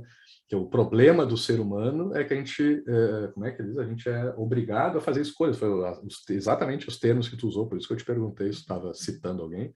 Porque a prisão do ser humano, a desgraça do ser humano é que a gente é obrigado a fazer escolhas.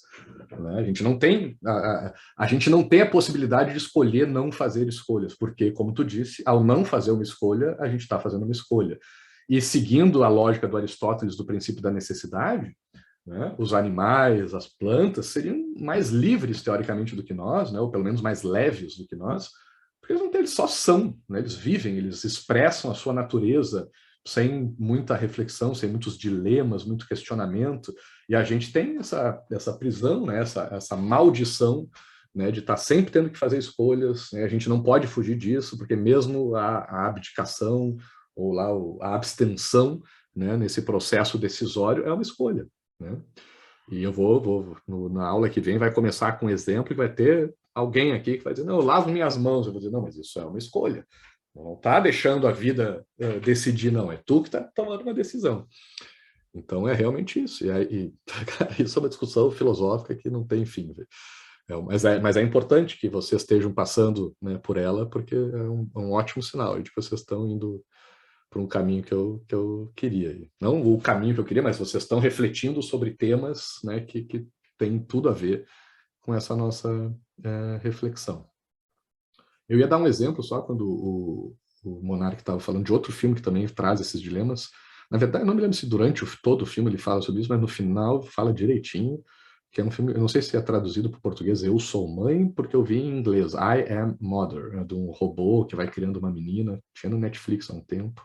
Acho que e lançaram uma sequência, inclusive, esse ano. Ah, é? Eu vi que tinha o 2, eu fiquei de ver e não vi ainda. Exato. Eu gostei, mas traz essas reflexões aí. Eu gosto de... Assim, era algo que o Asimov fazia muito, né? Utilizar os robôs para discutir livre-arbítrio e tudo. Mas isso. Esse filme fez muito interessante sobre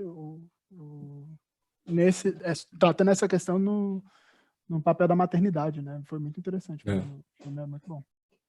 É massa. E é nisso que eu queria fazer o gancho, gente, para a aula que vem, que não é bem, é uma adaptação que eu faço, assim, né? Se hoje eu estou roubando exemplos da aula do professor Clóvis, na aula que vem eu vou ser, quase um papagaio de um professor, também está lá no meu quarto, o livro dele, do Michael Sandel, é um professor da Universidade de Harvard de Filosofia Política do curso de Direito. O cara, acho que é o professor mais popular da Universidade de Harvard, até hoje, se eu não me engano. O cara não dá aula numa sala de aula, ele dá aula num teatro de 3 andares transbordando de gente. Né? E o cara é muito bom. Tem um curso dele inteiro na internet, eu vou botar depois o link para vocês, vários desses temas que a gente dá. Essa explicação do Kant, do Mill, do Bentham, o cara faz da melhor maneira possível. É super bom. Tem o livro dele, que eu também botei lá para vocês, que traz esse conteúdo bem mais mastigado, fica bem mais fácil do que lendo os originais. Então, recomendo muito. E a aula que vem eu vou pegar todos os exemplos dele. Acho que só um exemplo que é meu, na aula que vem. Tá? Mas eu vou tentar dar uma adaptada. Eu já falei para vocês que eu trabalho lá na ENAP, né, com pesquisa, com transformação digital, né, de serviços públicos. Então, em vez de vocês irem lá na hora, né, para pegar um documento, alguma coisa assim, eu trabalho com o processo de pegar esse serviço e que ele deixe de precisar ser presencial e que a gente tenha a possibilidade de fazer pelo celular, pelo computador, né, para ficar mais acessível, mais fácil, mais rápido, mais barato, mais eficiente. E nesse processo, né, dessa pesquisa, como eu viajo aqui com vocês, eu também viajo lá, né, nas minhas pesquisas, e tento refletir de uma forma mais ampla de todo um processo de transformação do Estado como um todo, né? Transformação digital do Estado, né? Para fazer um Estado mais tecnológico, que use essas ferramentas de tecnologia da informação e comunicação que a gente tem hoje em dia, para tornar o Estado mais eficiente, né? Para que, no final das contas, faça melhor a sua função. E nisso entra uma discussão. O Harari é um cara também, o historiador israelense, que também tem livro aí para vocês lerem, fala muito sobre isso, sobre como que essas novas tecnologias afetam o mercado de trabalho, né? E uma das coisas que ele alerta é o seguinte: olha, principalmente para a geração de vocês, aí, dessa gurizada de 20 e poucos anos, eu olho então para o meu filho, aí, que vocês viram aqui, como é que vai ser, velho? Porque para mim, velho, isso já toca, né? O que eu estudei na minha época, que me diziam, olha, só estudar isso aqui vai para o direito, cara, que o direito tem mercado, nunca vai faltar, não sei o que, é reconhecido, paga bem. Hoje tem mendigo, acho, com curso de direito, chuta uma árvore e cai um advogado. Não paga nada, os caras se formam, vão ganhar menos do que, sei lá, do que qualquer um. E essa transformação, né, meu avô começou uma carreira lá que o pai dele falou para ele fazer, ele morreu, ainda estava, né, valendo o mesmo ensinamento. Meu pai já chegou para mim e disse que isso está mudando. Eu já vi que na minha vida já mudou, né? Então, como eu demorei para ter filho, né, eu diria para a idade de vocês, essa mudança é mais intensa ainda, e para o meu filho, então, é uma montanha russa. Eu não tenho como fazer ideia do que vai ser o mercado de trabalho quando o meu filho começar a trabalhar, né? E como é que a gente educa, né? Como é que eu ensino o meu filho e preparo ele, dou as ferramentas necessárias para ele poder se inserir no mercado de trabalho, ele ser útil para a sociedade, né? Não só para essa questão social, mas também, né, para ter renda e pagar suas contas, né? Como é que eu ajudo ele nesse processo e como é que eu ajudo vocês também nesse processo, né? Então, deixa eu rapidinho aqui compartilhar com vocês de novo minha tela, só para a gente terminar mostrando uma coisinha aqui para vocês. Ó, tinha aqui, só para não dizer que eu não mostrei, nosso slide aqui do Aristóteles, princípio da necessidade da contingência. E depois eu vou trazer aqui, vou passar depois o vídeo, que eu estou roubando também isso aqui, de um vídeo no YouTube, num canal que é maravilhoso, Why Maps. Não sei se vocês conhecem, mas quem não conhece, eu sempre faço propaganda. Influenciador digital, porque o YouTube não dá, velho. Quando sei, o Facebook, velho, começou, porra, eu estava na Austrália, eu entrei em 2009 no Facebook, não tinha amigos brasileiros no Facebook em 2009, isso faz 13 anos agora. Não tinha brasileiro no Facebook, a galera vivia no Orkut. E eu fiz o meu Facebook quando eu estava lá, porque eu comecei a ter amigos australianos, e para me relacionar com eles, eles não usavam o Orkut.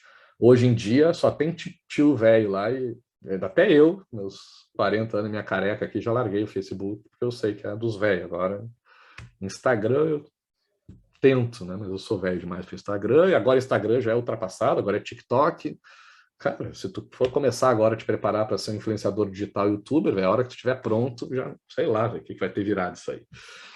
Então essa é a dinâmica, né, que essa galera que discute mercado de trabalho, processos de aprendizagem, né, alerta, que é o seguinte: o mercado está mudando cada vez mais rápido. Tem uma tendência histórica de sempre ter esse discurso, né, de que os empregos estão acabando.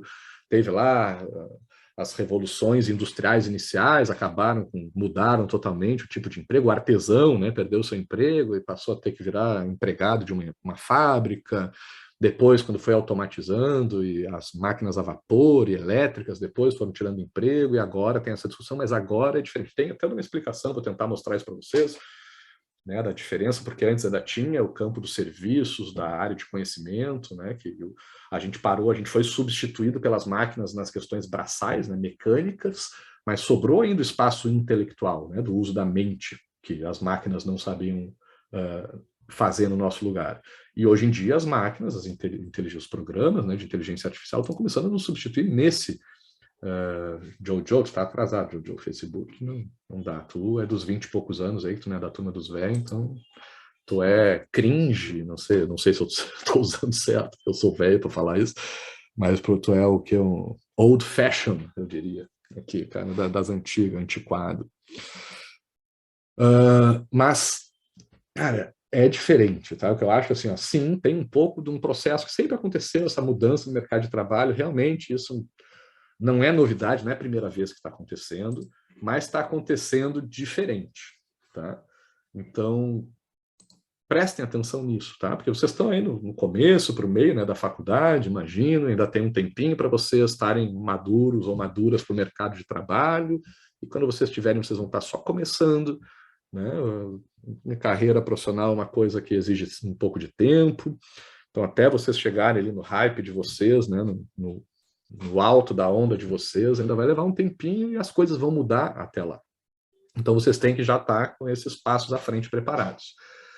E aí tem estudos, eu lá na ENAP, a gente fez um estudo que mapeou dentro da administração pública, tá, as profissões que tinham mais risco de serem extintas. Eu me lembro, para mim, a satisfação, não sei se estava certo, a gente usou umas 3 metodologias diferentes, né, e tentou agrupar todas elas. A que tinha menor risco de ser extinta, de acordo lá com as metodologias que usaram, eu não participei dessa pesquisa, mas eu acompanhei ela de perto, era de professor, né, para minha alegria.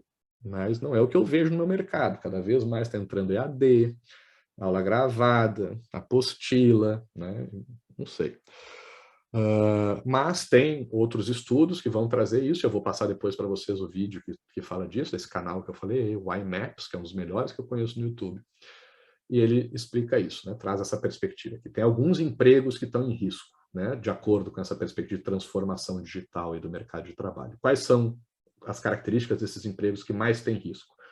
Trabalhos especializados, né, muito focados em determinadas atividades, muito repetitivos, que façam análise de dados. Né? Análise de dados pequenos, né, que pega lá uma informação e diga, ó, recebi essa informação agora, eu fiz um exame lá de Covid, por sinal deu negativo, não tive Covid ainda, tô virgem ainda para o Covid.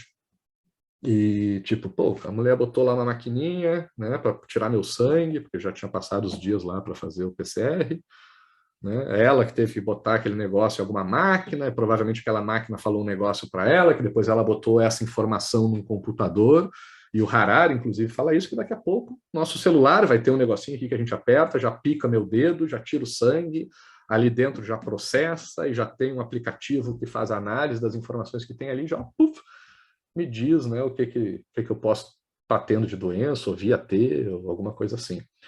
Então, essas pequenas análises, um médico, né, que analisa, vê o teu raio-x, ou vê teu exame, e faz esse tipo de análise de dados, que é uma coisa meio básica, sabe? Um advogado que recebe as informações do caso, não sei o que lá, um assessor político que vê qual é o cenário eleitoral que está acontecendo e diz qual é a estratégia lá para o político se eleger, né? Isso está com toda a cara, né, essas análises de dados simples assim e diretas, está com toda a cara de que num curto prazo, no máximo num médio prazo, né, vão ser substituídas por máquinas. Por quê? Né, por máquinas que eu digo, né, programas, né, porque computadores, softwares, aí, especialmente com a inteligência artificial, né, eles são muito melhores, e não tem assim, a comparação com os humanos é desumana, porque os computadores são muito melhores que a gente nesses trabalhos especializados, quando é repetível e previsível, então, né, eles dão um show na gente, analisam esses dados simples, né, de forma muito mais rápida, eficiente e efetiva e correta, né, com um grau de acerto muito maior do que os humanos, né, um grau de erro muito menor. Obedecem tudo, né, não tem ideia maluca, não pensam, né, que nem a gente, para ter uma ideia de fazer besteira no meio do caminho, então eles obedecem cegamente, não cobram nada, trabalham 24 horas por dia, sábado, domingo e feriado, não descansam, não fazem greve, né? Então, em todos esses aspectos, os computadores estão muito na nossa frente. Né? No direito, eu trago lá uns dados de como... Não fazem greve ainda, professor. Tô vendo. Meu computador esses dias estava me sacaneando aqui, essa porra. Não, mas é outra coisa, é o problema contigo, provavelmente, saber usar. Pelo menos comigo é assim, quando o computador dá pau, a culpa é minha. Mas eu imputar a culpa para imputar a culpa dele. Daqui a pouco vai ter um computador que vai resolver o problema do teu computador aí para ti. Mas é isso, né, gente? Então, tipo, tem várias áreas, na engenharia, na medicina, no direito, na ciência política eu acho que ainda é pequena, assim, essa atuação. Eu não conheço tanto a atuação desses programas, esses aplicativos, dessas inteligências artificiais. Mas tem várias áreas onde isso está acontecendo e, tipo, nós vamos tomar de lavada. Né? Esses caras as máquinas, né, vão ocupar essas profissões e não vai sobrar espaço para a gente. né? E como que é o sistema educacional, né? Como é que é a nossa escola, a faculdade, né? Eu tento fazer diferente aqui, justamente, vocês vão ver que tem a ver aqui com a proposta da disciplina, tentar fazer alguma coisa diferente. Eu não sei, eu não tenho a resposta de qual é o jeito certo, mas para mim está claro que não dá para a gente continuar dando um ensino especializado, né, focado, fechadinho numa única coisa, de decoreba, né, fazendo coisa repetitiva, né, memorizando dados, né, cumprindo ordens e também numa lógica competitiva, né, de um ganhar do outro. É por isso que a gente faz debate, trabalha em grupo, né, aprende a trabalhar junto, né? Por quê? Porque também os estudos mostram, né, que o que a gente tem de elementos muito básicos ainda assim para tentar entender o que nos diferencia das máquinas é que nós, seres humanos, nosso cérebro funciona de um jeito diferente das máquinas, no sentido da gente ser bom, não de trabalhar com coisas especializadas, mas sim de combinar coisas diferentes e criar coisas novas. Nosso cérebro tem um dom para isso, tem uma aptidão natural para isso, que um computador não tem, né? A gente tem, pelo menos comparado com computadores, né, uma aptidão, também um dom, né, uma capacidade maior de lidar com coisas imprevisíveis. Um computador foi programado para fazer uma coisa, se saiu daquilo ali, cara, se perde a máquina, né? É muito difícil uma máquina que tenha jogo de cintura, né? A gente também usa de emoções, né, para aprender coisas. Já tem estudos que mostram para a gente, né, a nossa memória é afetiva. A gente lembra de coisas quando a gente tem emoções envolvidas, por isso que a gente lembra, sei lá, os velhos lembram lá do que estava fazendo quando morreu o Senna, quando caiu as Torres Gêmeas, não sei o que foi o fato marcante de vocês aí da nova geração, porque vocês são novo demais para mim. Nos últimos 20 anos aí que vocês viram, não aconteceu nada de muito interessante, muito marcante. As coisas aconteciam antes, sei que marcou a vida de vocês. Mas, estou brincando, né? Mas, tipo, sempre esses fatos, esses momentos marcantes aí, a gente não esquece a vida toda o que estava fazendo isso, porque memória tem a ver com emoção, né? Nós somos bons também em pensamento crítico, né? Enquanto a máquina vai obedecer cegamente, o nosso pensamento crítico nos permite inovar, achar novas alternativas, né? Que na máquina vai ter mais dificuldade. E o nosso cérebro também tem estudos que indicam nesse sentido de que a gente funciona melhor de forma colaborativa, né? Um complementando o outro e não competindo. Então, é o oposto do que o sistema educacional faz e é o oposto do que o mercado de trabalho parece, né, nos abrir brecha, porque o repetitivo, o decoreba, especializado, está mais para as máquinas fazerem. A gente precisa achar um outro mercado. E também tem estudos de mercado, né, de empresas procurando novos profissionais que dizem, olha, que as habilidades que são mais visadas aí nos profissionais, né, para as novas funções, pessoas criativas, que tenham novas ideias, que saibam lidar com situações novas, imprevisíveis, que saibam, né, tenham inteligência emocional, né, saibam lidar com as suas emoções, que tenham pensamento crítico e que saibam trabalhar em grupo, né, de forma complementar. Então, o mercado de trabalho, né, está se fechando para uma área, para um tipo de ensinamento e conhecimento que ainda parece ser aquele que o nosso sistema educacional nos prepara, né? Então, como eu disse, eu não sei qual é a resposta, como é que se faz isso, como é que eu treino alguém para trabalhar de forma complementar, de pensamento crítico, lidando com emoções? Não sei, velho, não tenho base para isso. A única pista que eu tenho é que do jeito antigo parece estar meio ultrapassado, então a gente tem que tentar alguma coisa diferente e vamos aqui na tentativa e erro, né, tentar fazer alguma coisa melhor. E só para fechar, que já estamos aqui de novo, né, a gente vai ter que, para fazer o fio da meada fazer sentido, né, a gente estava falando de tomada de decisão, que é o tema da nossa aula de hoje. E um dos mercados que parece que tem se abrindo de programação, falei, meus 2 irmãos que estão aqui trabalham, são programadores, né? E eu estava conversando com um deles ontem à noite falando isso, que nada mais é a linguagem lá de programação do que fórmulas, que diz, se acontecer isso, faz aquilo e dá aquilo, A mais B igual a C. Isso é uma lógica fechada, né, que sempre dá certo, é um gabarito, né, é um manual, é uma fórmula que a gente diz que para a vida não tem, né? Mas as máquinas e esses programas trabalham assim, claro que elas estão cada vez mais ficando flexíveis e, né, tendo alguma habilidade de se adaptar, mas ainda dentro dessa lógica, como é que se diz, que a gente estava falando ontem, determinística, né? Que tem que ser A mais B igual a C. Tu pode fazer isso de forma muito complexa, mas ainda é uma coisa fechada, assim, que tem uma certeza, uma garantia de por um lado. E tem coisas na vida que parece que não funcionam bem assim, e parece que o nosso cérebro entende isso apesar de a gente ter uma dificuldade imensa de passar esse tipo de conhecimento para essas máquinas. Então, o que eu digo para vocês? Aí me parece que tem um nicho de mercado. Seja lá o que vocês forem fazer na vida, seja médico, advogado, cientista político, não interessa, professor, né? Porque tem coisas que nós, seres humanos, nosso cérebro sabe fazer e parece que a gente ainda está muito longe de conseguir ensinar isso para máquinas, né? E isso tem a ver com esse processo de tomada de decisão, né? Para as máquinas, o processo de tomada de decisão é que nem no War, é que nem na prova objetiva lá que tem um gabarito. Se não tiver o gabarito, a máquina se perde. A nossa vida não tem gabarito, a gente vive, mal ou bem, a gente vai tomando decisões, vai fazendo escolhas certas ou erradas, né? Então, para a gente lidar com esse sistema que não é fechado, não tem respostas certas, é a vida, né? Apesar dos problemas, é uma merda às vezes isso, mas a gente está acostumado com isso. Uma máquina pira com isso, ela vai dar pau, ela vai dar tilt, ela vai fundir e não vai saber funcionar com base nessa lógica. A gente consegue seguir levando, né? Apesar de todos os desencontros da vida.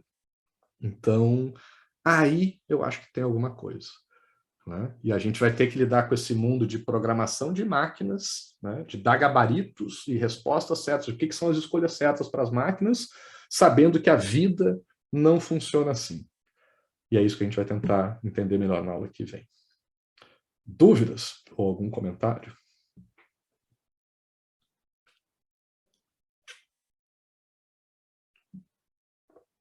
Calice, do Game of Thrones, né, que está falando Detroit Become Human, teve 2 semestres atrás. Esse jogo é incrível. Eu estava dando uma aula, não sei qual era, acho que talvez fosse essa, acho que era essa mesmo, estava contando, e que eu misturava, a aula era um pouco diferente, eu falava sobre complexidade nessa aula também, e teve uma aluna que me disse, professor, tem um jogo que é bem legal disso aqui, ela me falou, eu disse, pô, deixa eu ver qual é que é, pesquisei, no YouTube comecei a ver aqueles vídeos lá dos caras jogando, adorei, de repente o Google me diz, tem uma promoção na loja do PlayStation, tá em promoção, Detroit lá, sei lá, R$10, R$15, tá uma barbada. Eu não jogava videogame há muito tempo, mas comprei. Acho que eu joguei 5 minutos até hoje, mas brinquei porque também já sei mais ou menos todos os finais, porque eu assisti um monte de vídeo, mas achei genial também. Achei muito bom esse jogo mesmo. E é bem isso aí mesmo, essa tomada de decisão, muito massa. Já tinham me dado essa dica, eu gostei, quero só ter tempo aí, né? Como vocês viram aqui, meu filho não facilita muito essa tarefa, mas quando eu puder, eu vou gastar um tempinho aí jogando mais esse jogo, que eu achei muito massa mesmo. Totalmente a ver com esses processos de tomada de decisão. Tem vários jogos da mesma produtora que seguem essa mesma linha. Que é outro, teve um que eu já joguei até o final, Until Dawn, eu acho que é até o amanhecer, alguma coisa assim, que é um de suspense, de terror, assim, que também é só por essas tomadas. Agora tem vários, né, que vão nesse sentido. Until Dawn. Né? Tem um até sobre é mais antigo, mas sobre Game of Thrones, que eu gostava, na época eu joguei bastante, que era sobre personagens avulsos e tal. Mas tem diversos jogos já que agora esse automático vem muito da ideia de jogo-livro, né? Antigamente tinha. Eu ia dizer isso. Na minha época era jogo-livro, velho, que eu fazia, que a gente comprava. E tinha também na Globo o Você Decide. Vocês já ouviram falar disso? Tu ligava e escolhia o final do negócio. É incrível, nossa. Mas era por aí. Era podre, mas era muito bom. Heavy Rain também, Jojo. Esse aí eu já joguei também, Heavy Rain. Josh! O cara fica gritando, coitado, que agonia daquele gurizinho. E esse plantão da Globo.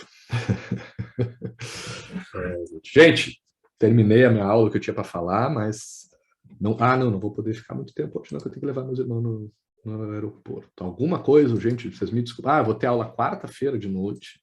Então, nas quartas, eu não vou poder ficar muito tempo. Eu ainda vou ver se vai ser presencial ou remoto. Torcendo para que seja remoto, que eu consigo ficar, se precisar, aqui até umas 7. Tá? Mas segundas-feiras, geralmente, eu vou estar mais liberado. Só que hoje eu tenho que levar meus irmãos. Vou às 8. Tenho que chegar lá daqui a pouco. Eu moro longe. Então, mas qualquer coisa, alguma coisa urgente aí que vocês queiram. Senão, a gente resolve na quarta. Aqui tá tranquilo, professor. Valeu, Capitu. Black Mirror, filme das escolhas, dão o mesmo resultado. Mas eu não me lembro desse. Tem muitos que eu não vi do Black Mirror ainda. Mas esse filme é esquisito mesmo, é Bandersnatch, o nome. Ele é interativo, aí você consegue fazer escolhas. Mas aonde que é? É no Netflix também? Mas é bem limitado.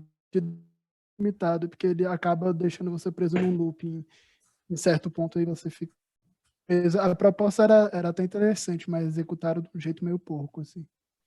Valeu quem tá indo, gente, valeu. E eu já vi, gente, vídeo no YouTube. Eu vi um canal de uns portugueses que faziam isso, que tentava ser interativo. Chegava no final do vídeo, tu escolhia o que o cara fazia, aí te direcionava para um caminho. Mas era também meio limitado, assim. Mas eu acho que era uma coisa que o YouTube tinha que desenvolver mais. Falou, Capitu, brigadão. Valeu para quem vai. Obrigado pela aula, Que... professor. Até Imagina, Monarca, eu que quarta-feira. agradeço. Até quarta. Tchau, professor. Obrigada pela aula. Tchau, Sans. Tchau, Lohane, eu que agradeço. Tchau, professor. Até quarta-feira. Muito obrigado. Falou, Bardo. Obrigadão. Valeu, gente. Bom descanso. Valeu, Jane.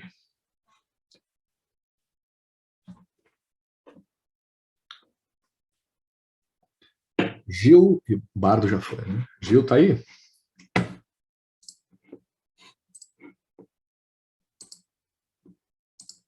Não? Então vou nessa, pessoal, que eu tenho que levar o pessoal lá. Até quarta.